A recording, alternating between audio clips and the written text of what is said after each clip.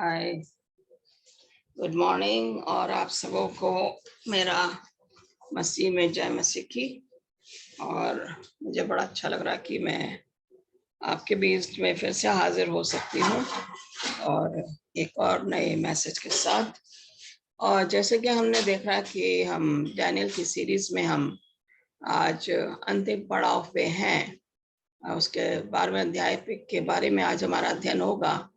और मैं ये चाहती हूँ कि आप लोग ज़्यादा से ज़्यादा लोग ये पूरी जो सीरीज जो मैंने डाली है, आज फाइनल है इसका, आप डैनियल चैप्टर 1 से, इनफैक्ट इंट्रोडक्शन से शुरू करके डैनियल चैप्टर 1 से लेके 12 तक आप एक एक अपना वीडियोस जो है वो देखिए और लोगों को शेयर कीजिए, ताकि लोग पूरी की पूरी डैनियल की स्टडीज जो है वो ठीक से सुने और समझें और परमेश्वर के नजदीक में आए। यही मेरी प्रार्थना है। My request to my viewers is please go through the whole series of Daniel that I have done it with help from God always.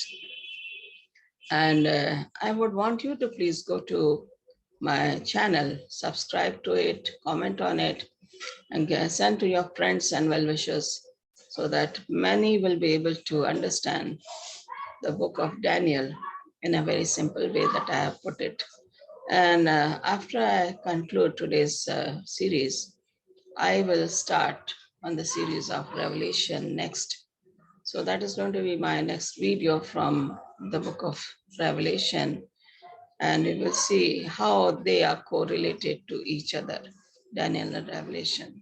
So please pass on and share this message with your loved ones, with your well-wishers, with your family, relatives, friends, and whomever you think the message should go. Because we are living in the last days and we want the message to be going into every part of the world, especially wherever we are staying. In our community, we must reach out with this message, which is giving us the warning messages, the end time that we are living in. We will start the lesson and with a short prayer. Our Father in heaven, once again, we want to thank you that you've been very kind and gracious to us. You have given us time to study the book of Daniel. And as we go on the concluding lesson for today, God, fill me with your Holy Spirit. Let the people see you through my message, not me as a person. I want the audience also to be filled with Holy Spirit so that they understand each word that I'm going to speak today and conclude the series of Daniel and go again with the next set of series. Bless me and my audience and their families. For I ask these few blessings in Jesus' name. Amen. जैसे कि मैंने आपके सामने बताया कि हम लोग जो हैं डैनियल के आखिरी पड़ाव पर हैं, और आखिरी पड़ाव का मतलब है कि हम ये सीरीज आज हम इसको खत्म करेंगे। यहाँ पे लिखा हुआ unsealing the little book of prophecy. Daniel की और रेवलेशन की जो पुस्तकें हैं, ये दोनों जो हैं भविष्यवाणियों के बारे में बताते हैं। जो डैनियल की पुस्तक से मैं पता लग रहा है कि जो भविष्यवाणियां पहले हो गई हैं और जो भविष्यवाणियां आगे होने वाली हैं। प्रकाशित वाक्य के पुस्तक में भी हम यही चीज देखेंगे जब हम उसमें जाएंगे। डैनियल 12वें अध्याय में अगर देखें तो यहाँ पे 3 बहुत इम्पोर्टेंट प्रोफेसी डेट्स दी गई हैं।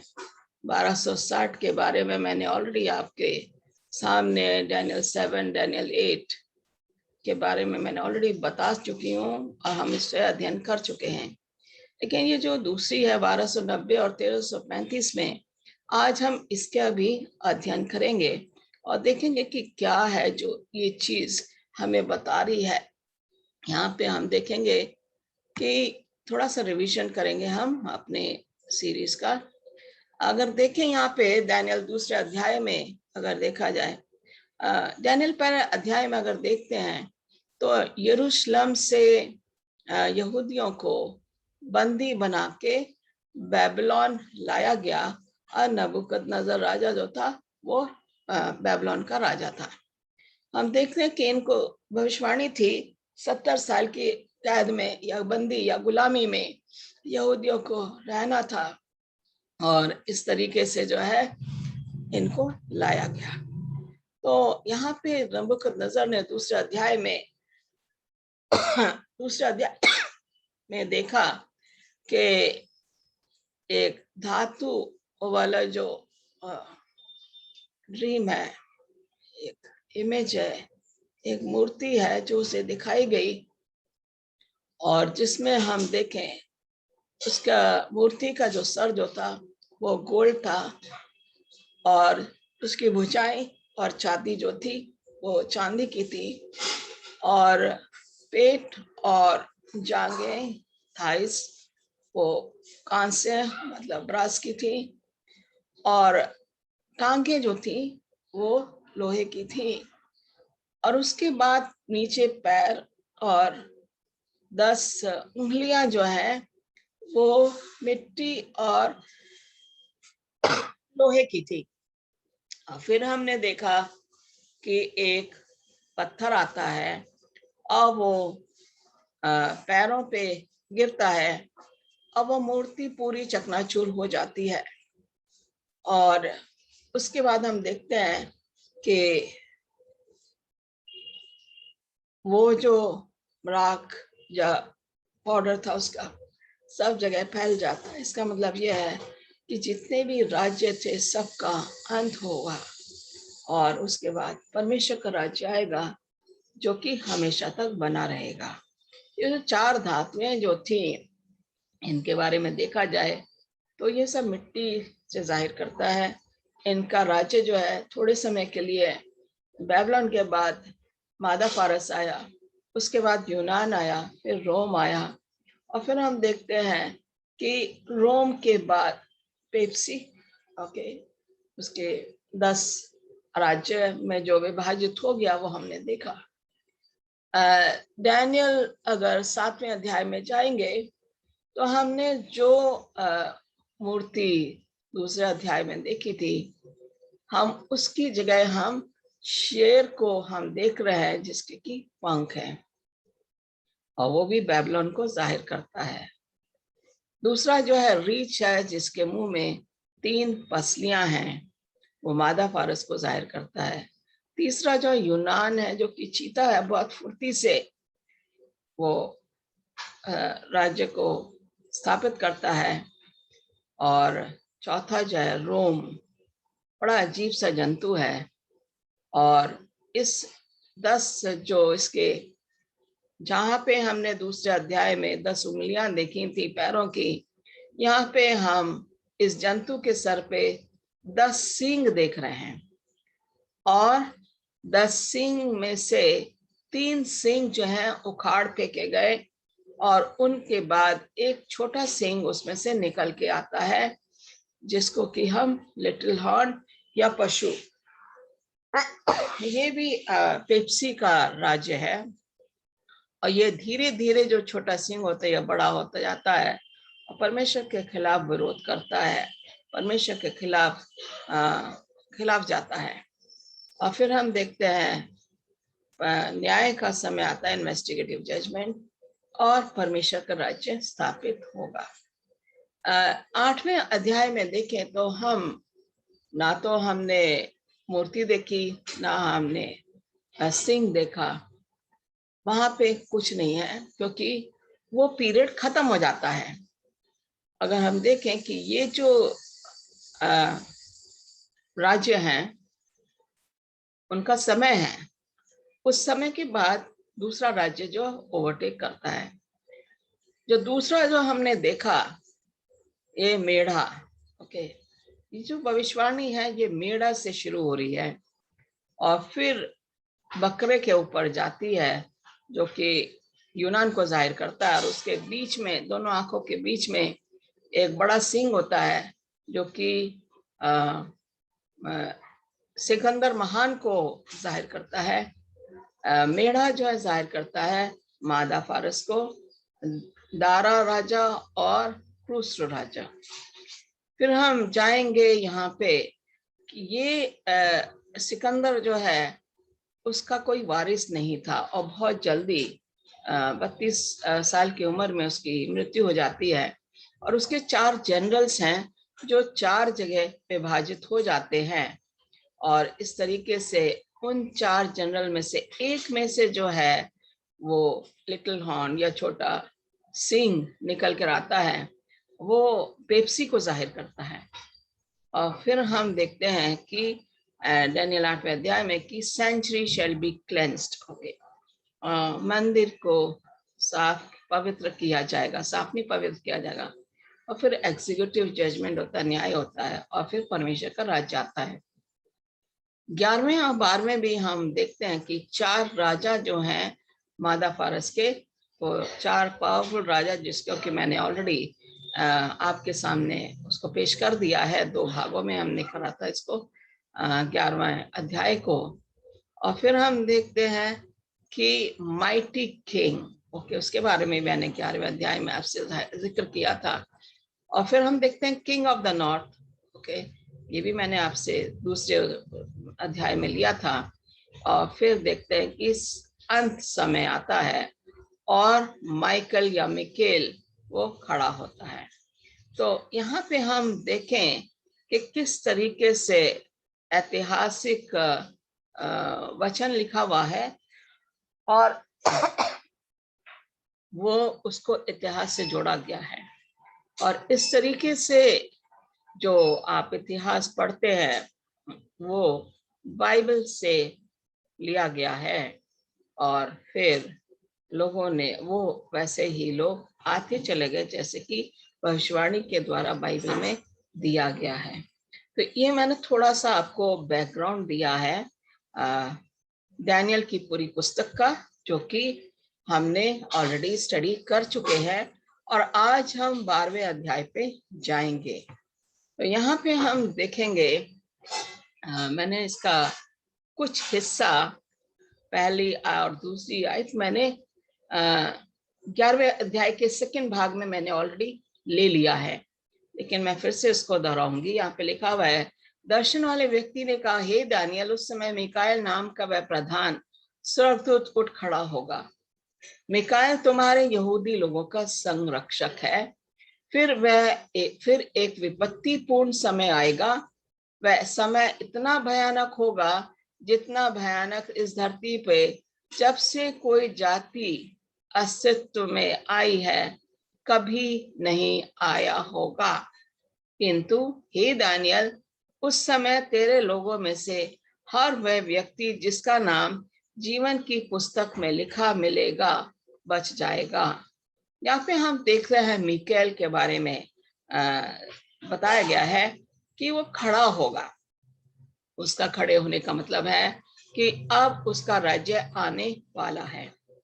दूसरी चीज जो हम देखते हैं कि प्रधान उठ खड़ा होगा और वो तुम्हारे लोगों का संरक्षक है, हमारे को सुरक्षित रखेगा। फिर एक चीज और बताई गई है कि जब मिकाएल खड़ा होगा तो 7 महामारी या 7 लास्ट प्लेग्स, जो कि हम प्रकाशित वाक्य की पुस्तक 15 और 16वें अध्याय में हम देखेंगे, तो वो किस तरीके की महामारी आएंगी। वो जो 7 महामारियां हैं, आपने देखा होगा कि मिस्र पे परमेश्वर 10 महामारियां लेकर आया था और वो उसी तरह की है जो कि मिस्र पे फिरौन के देश में उनको लाया गया ताकि इस्राएलियों को वहां से बाहर निकाला जाए। तो ये 7 महामारी के बारे में यहाँ बताया गया है। वो इतना भयानक होगा कि जितना भयानक इस धरती पे जब से कोई जाति अस्तित्व में आई है कभी नहीं आई होगी। वो इतना भयानक होगा और उसका समय होगा, वो निश्चित समय पे आएगा और निश्चित समय वो खत्म होगा और उसके बाद जो प्रमोशन बंद हो जाती है। जो हमारे पास समय है, ये कह रहा है कि terrible times as such never was there before, and Michael shall deliver the people whose names are written in the book of life. ये मिकाएल जो है ये उन लोगों को क्या करेगा? बचाएगा, सुरक्षित रखेगा। किनको? जिनका नाम जीवन की पुस्तक में लिखा है। अब हम देखते हैं कि जीवन की पुस्तक में अगर मेरा नाम है तो मिकाएल मुझे बचा लेगा। अगर मैं मसीही हूं और जीवन की पुस्तक में मेरा नाम नहीं है तो मुझे नहीं बचाया जाएगा। अजीजों, हमें वही चीज की तैयारी करनी है। वो जो महामारी हम पे आने वाली है, 7 आफतें या 7 last plagues, to save ourselves from those terrible plagues, we should work for our salvation so that our name should be in the book of life. So this is what God is going to deliver, the people whose names are written in the book of life. So this is what I want you to be getting the warning that God is going to save us if we are faithful to God's promises and keeping them as He wants us to do it.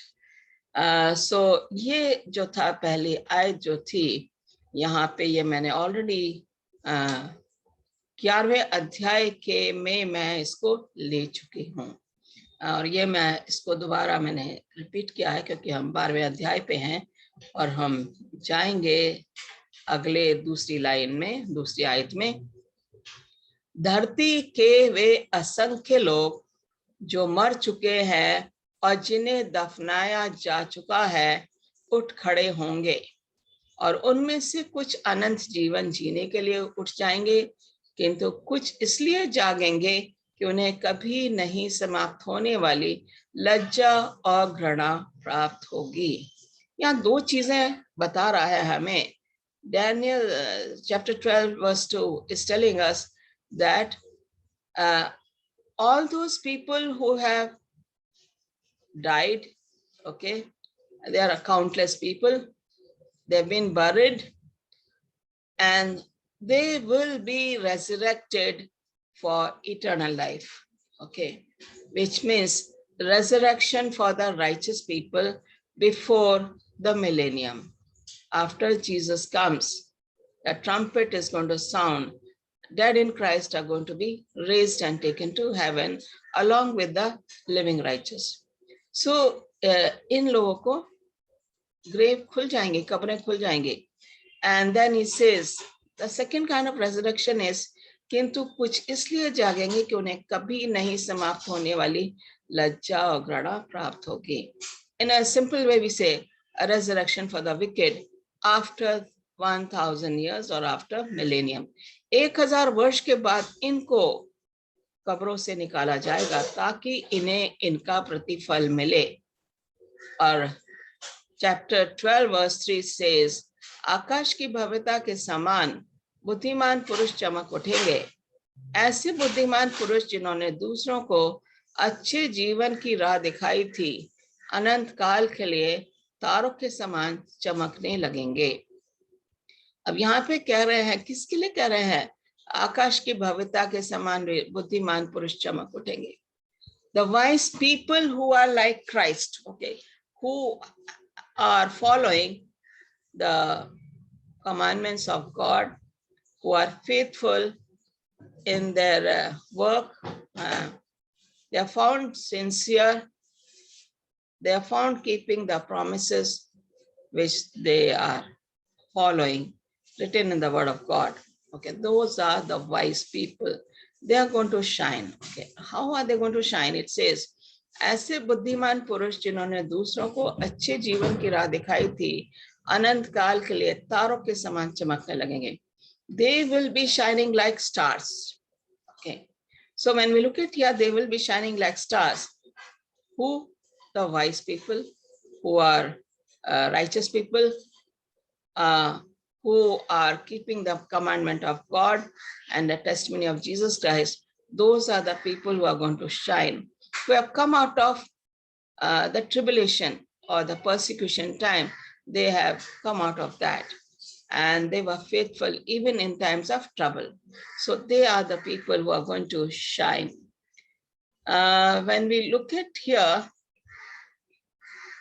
1 minute.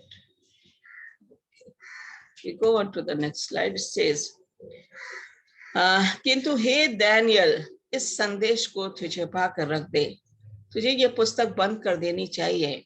तुझे अंत समय तक इस रहस्य को छिपा के रखना है।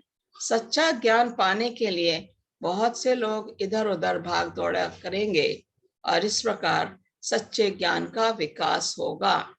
Okay, now it's talking about the time of the end. The true knowledge will become abundant. Many people are going to run for knowledge. Now we see all those modern ways of technology which is coming. Science is improving and science is bringing out all the new researches, and daily we hear something new, some new research is coming up. So technology and knowledge is increasing day by day. Now, Daniel has been told to shut the book and leave it for the last days. Okay, because in the last days, the truth is going to be revealed. Now, since we are living in the last days and we are able to study the book of Daniel and Revelation, now it is what has been revealed to us. Okay, and then to get the right knowledge, people are running here and there. Okay.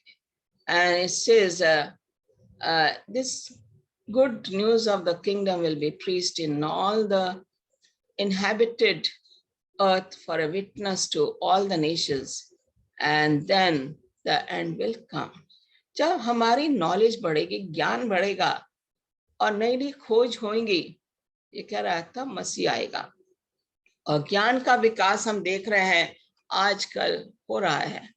Nuclear weapons हैं, nuclear technology है, एक देश दूसरे देश से आगे बढ़ना मांग रहा है। Every country wants to be a superpower because of the nuclear weapons that they are making daily by doing their survey, their research, and trying to show the other countries we are more powerful than you. That shows the knowledge is increasing day by day. And then we see verse 5, which says, फिर मैं Daniel ने दृष्टि उठाई.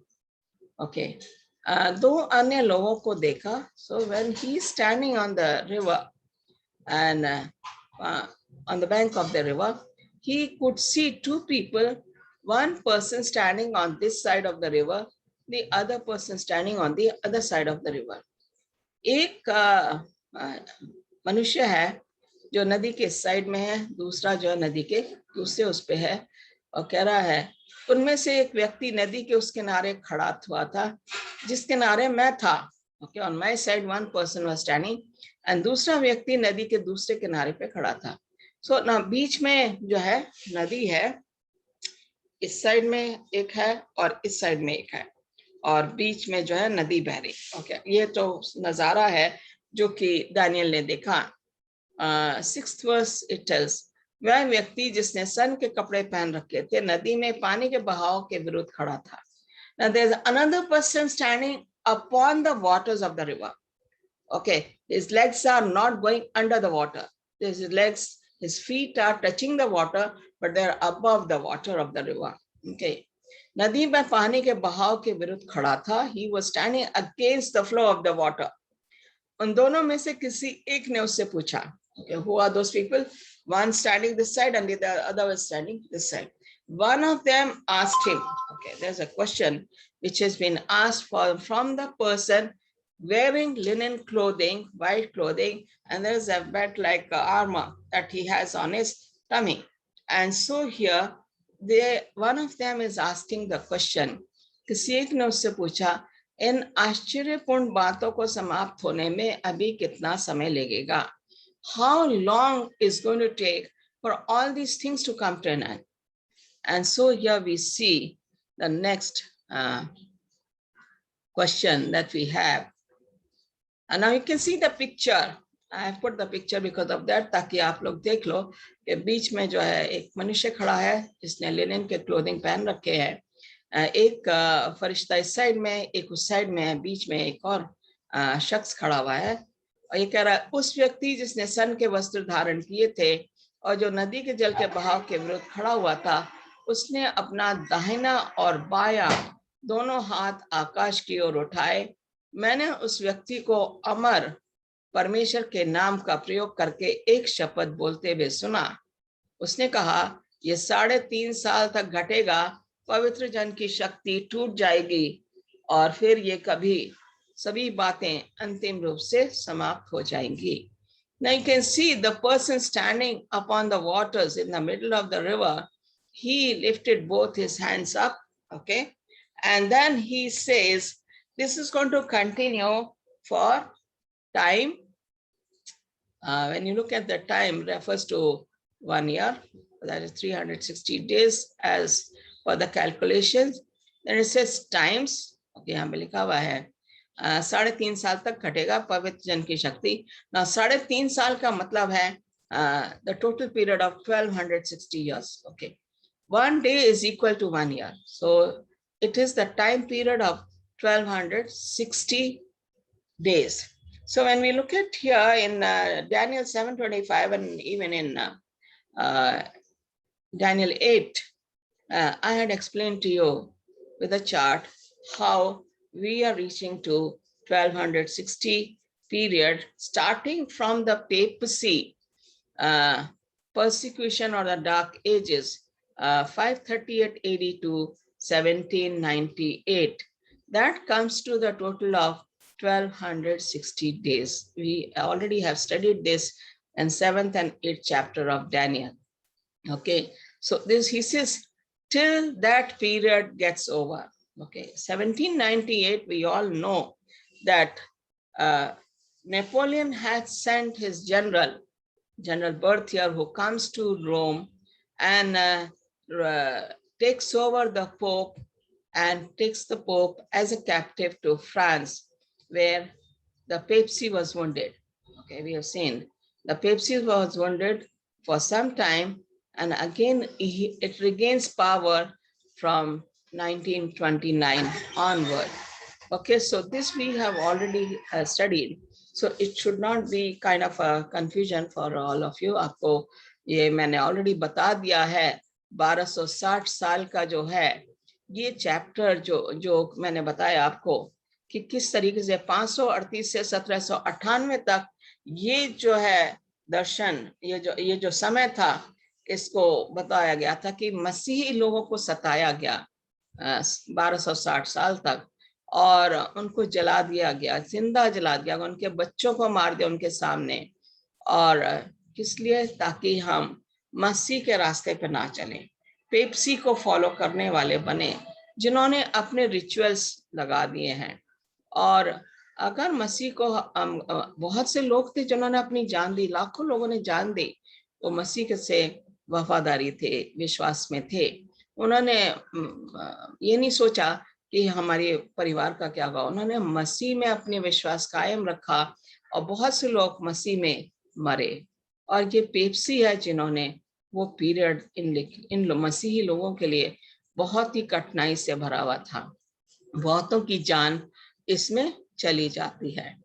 तो ये है period 1260 वर्ष का, period of dark ages starting from 538 to 1798, which comes to the total of 1260 years of period. आगे हम आएंगे वर्स 8। मैंने ये उत्तर सुना तो था, किंतु वास्तव में मैंने उसे समझा नहीं। Okay, Daniel understood, he was able to hear, but he was not able to understand. Okay, you know, sometimes it happens, वो होता है कि हम बात को सुनते हैं लेकिन हम समझते नहीं हैं, जब तक कि कोई हमें सिंपल तरीके से ना समझाए। दानियल के साथ भी ऐसे हुआ ना, Daniel heard but he was not able to understand. It happens with people, you know, when we think of we hear and we want someone to explain to us what we have heard. So with Daniel also the same thing happened. So मैंने पूछा, हे महोदय, इन सभी बातों के सच निकलने के बाद क्या होगा? Okay, Daniel ने पूछा, ये सब चीजें होने के बाद उसके बाद क्या है? What then next? And so he is asking, tell me, after all these things have taken place, what is going to happen? 9th verse says, उसने उत्तर दिया, Daniel, तू अपना जीवन जिए जा. That means You go your way, Daniel. Okay, says here, go your way, Daniel, for these words are concealed and sealed up till the end of the time. Okay, you don't need to worry about this time. Now, what you have seen, what you have been shown, you don't need to worry about that, because this is going to happen till the end time. And end time मतलब है कि Daniel तू उस समय नहीं होगा, इसलिए तुझे चिंता करने की जरूरत नहीं है। तू अपना जीवन जिए जा, जितने देर को जिंदगी मिली है उसको तू खुशी से जी परमेश्वर में। ये संदेश गुप्त है। The message is hidden. कब तक? Till the end of the time this message is hidden, जब तक अंत समय नहीं आएगा। Now we are living in the last days and so we are studying the book of Daniel and Revelation. The message which is coming to us very clear, we are living in the last days and the secret things are revealed to us through the books of Daniel and Revelation. तो ये जो समय अब आया है जिसको कि हम स्टडी कर रहे हैं, और ये अब गुप्त नहीं है। डैनियल को बोला गया था कि ये तो इसको गुप्त रहने दे, कब तक? अंत समय तक। लेकिन अब ये गुप्त नहीं है, अब ये एक तरीके से सब लोग इसको स्टडी कर रहे हैं। बहुत से लोगों को शुद्ध किया जाएगा। ओके, शुद्ध का मतलब है होली। वह लोग स्वयं अपने आप को स्वच्छ करेंगे, किंतु दुष्ट लोग दुष्ट ही बने रहेंगे, और वे दुष्ट लोग इन बातों को नहीं समझेंगे, किंतु बुद्धिमान इन बातों को समझ जाएंगे। Now again I have as two people are there. बहुत से लोगों को शुद्ध किया जाएगा। Many people will be made holy and they will remain holy. Okay, they will not fall into any kind of temptation because God has made them holy. But what about the wicked? They remain wicked throughout. वो दुष्ट जो है दुष्ट ही रहेंगे। क्यों ऐसा बोला गया? बहुत से लोगों को शुद्ध किया जाएगा और वो लोग स्वयं अपने आप को स्वच्छ करेंगे, किंतु दुष्ट लोग दुष्ट बने रहेंगे। ये वो समय है जब हमारे लिए प्रमोशन बंद हो जाएगी। वो जो हमारी समय हमें मिला है, once the probation closes, the righteous remain righteous and the wicked remain wicked. That is the time which is going to come to us. If we are wicked, we remain wicked. If we are righteous, we remain righteous because God has made us holy. So here, who? The wise people. किंतु बुद्धिमान इन बातों को समझ जाएंगे। बुद्धिमान लोग, those who are following the traditions of God. It says, all be cleansed and made white and refined, but the wrong shall do wrong, and none of the wrong shall understand. जिन्होंने बुरा किया है उन्हें समझेंगे ही नहीं कि क्या है, लेकिन बुद्धिमान लोग बातों को समझेंगे। So this is a very clever, clear cut mentioning two different kinds of people. Righteous people will be shining like stars, and wicked people will be doing their wicked thing, continuing in the evil that they are living. They will not come out of the evil that they are doing, which means that once the probation closes, wicked remains wicked and righteous remain righteous. So this is where we have to be. This is a warning for each one of us. When I look at verse 11 here, it says, जब दैनिक बलियां रोक दी जाएंगी, तब से अब तक जब वहां कुछ ऐसी भयानक घृणित वस्तु स्थापित होगा जो सचमुच विनाशक होगा, 1290 दिनों का समय बीत चुका होगा। Now this particular I've put a chart here. आप देखें मैंने पीरियड लगा रखा 538 से 1798, और ये जो है, ये जो मैं यहाँ पे पॉइंट आउट कर रही हूँ, ये 538 से 1798, ये 1260 साल का समय है, जिसको कि डार्क एजेस भी कहा गया है। It's a period of 1260 years. When we go from 1798 to 508, we go backward.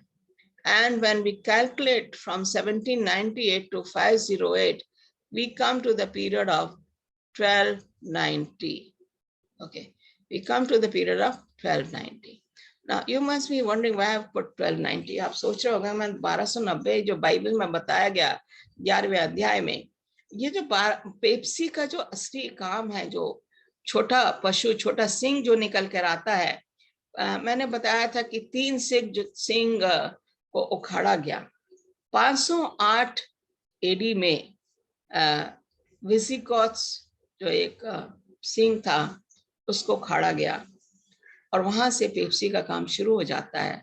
तो इसलिए बाइबल में 1290 साल का शुरू हुआ है। 534 में जो है वेंडल्स को उखाड़ा गया और 38 में विसिगॉथ्स को उखाड़ा गया। ये three horns, Visigoths, Vandals, and Heruli, they were plucked out. And then comes the power of the papacy, that is Roman power, starting 508. But the real persecution starts from 538 to 1798. Now, मैंने 1290 को आपको बता दिया कि 3 सिंहों को कैसे उखाड़ा गया और छोटा सिंह कैसे आता है। और वो आता है तो 508 ईस्वी में एक सिंह जिसको उखाड़ा गया, ओके, वेंडल्स को उखाड़ा गया। फिर यहाँ पे देखते हैं कि 3 है, वेंडल्स, हेरुली और विसिगॉथ्स। उसके बाद छोटा सिंह निकलता है। फिर हम यहाँ देखते हैं कि 1335 का समय, ओके, 1290 दिनों का समय बीत चुका होगा। और यहाँ पे जो है बता रहे हैं 1335 का। हम फिर वापस 1843 से जाएंगे 508। 508 से यहाँ पे 508 में क्लोविस है जो कि कन्वर्ट हो गया था, क्रिश्चियन बन गया था। He was a secular power. और क्लोविस ने ही पहली पावर को जो है he captured Visigoths. He was a French ruler, captured Visigoths, and he was baptized in the river and declared Christian. And Justinian conquered the Vandals and Heruli, and then comes out the Little Horn power.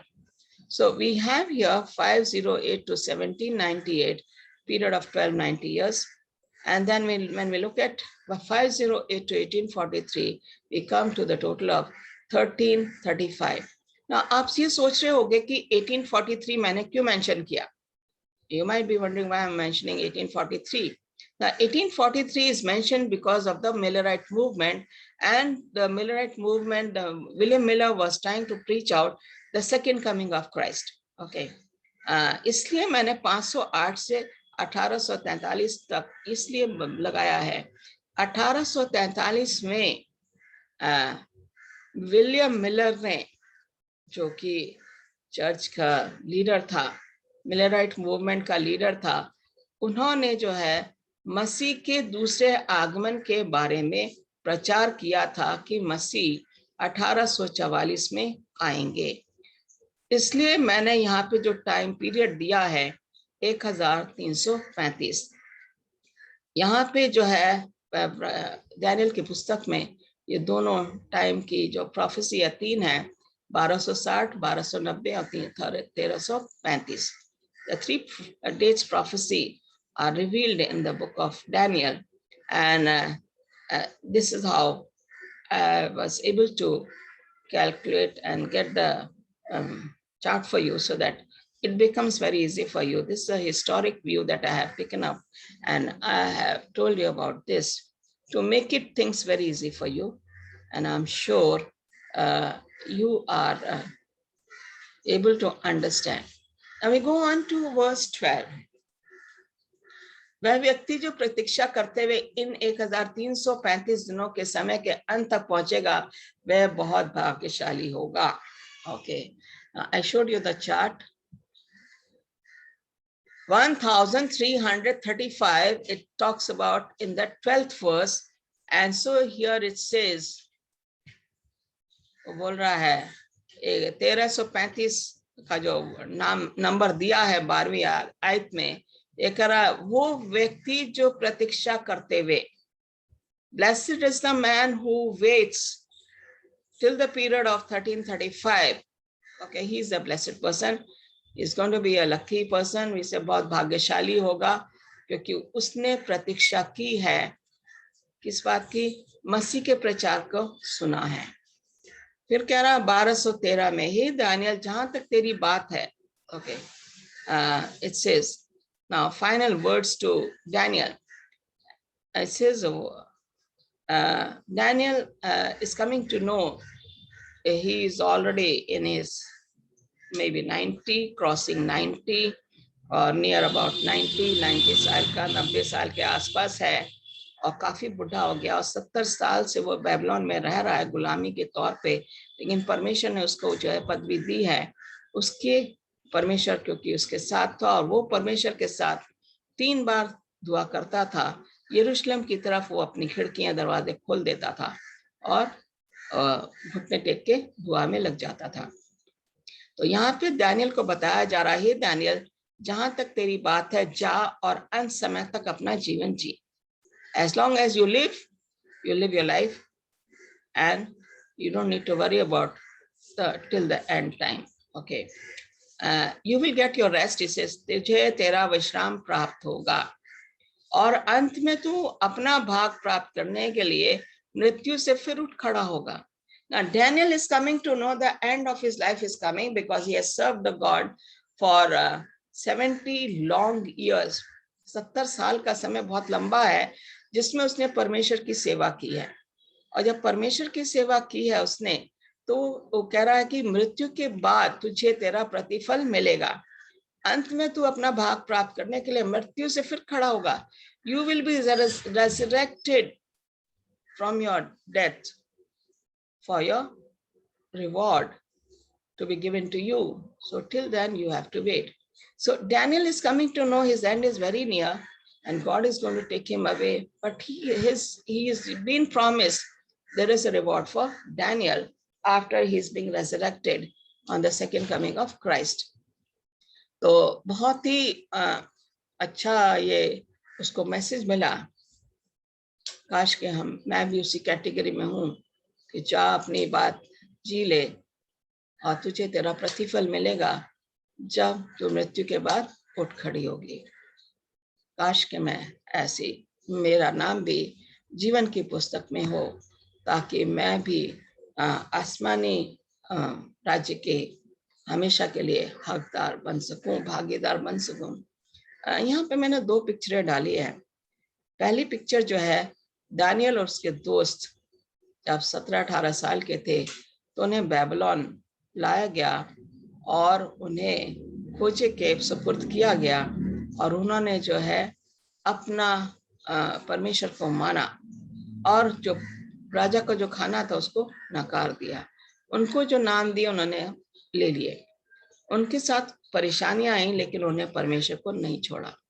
हम ये देख रहे हैं कि जवानी से जब हम परमेश्वर को याद करते हैं, when we say remember now the creator in the days of thy youth, okay, if we learn to obey God from our youth, there is reward for each one of us. हम जवानी से परमेश्वर की बातों को मानते हैं तो हमारे को अच्छा प्रतिफल मिलेगा। डैनियल ने 70 साल बिताए और उसको दर्शन मिला।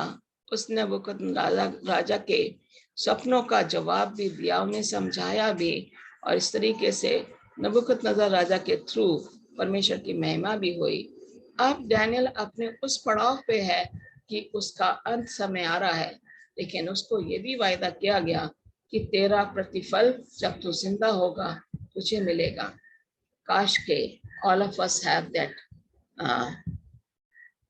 right, all of us are part of that where we feel I wish my name is written in the book of life. मैं यही चाहती हूँ कि मेरा नाम जीवन की पुस्तक में हो और मुझे अनंत जीवन की मैं भागीदार बनूं। भाइयों और बहनों, बहुत जरूरी है कि हम परमेश्वर के नजदीक रहें। अंत समय में हम रह रहे हैं, कितने विश्वास में हम रह रहे हैं। आइए परमेश्वर के साथ बने रहिए, उसके वादों को आप मानते रहिए। उसने बोला है मैं तुम्हें नहीं छोड़ूंगा ना तुम्हें त्यागूंगा। ईश्वर आपको आशीष दे। अगला जो मेरा वीडियो होगा वो प्रकाशित वाक्य से शुरू होगा। God bless you. Let's pray. प्यारे खुदाम, शुक्रगुजार करते एक बार फिर से तेरे पास आते तूने हमें यह मौका दिया तेरे हुजूरी में आके हमने वचन से जो सीखा है, दानियल की पूरी सीरीज को जो हमने दोहराया आज, होने दे कि लोग इसको सीखें और समझें, अपनी जिंदगी में लाने वाले बने, ताकि वो भी अनंत जीवन के भागीदार बन सके। यही हमारी प्रार्थना है। सुन और ग्रहण कर। आमीन।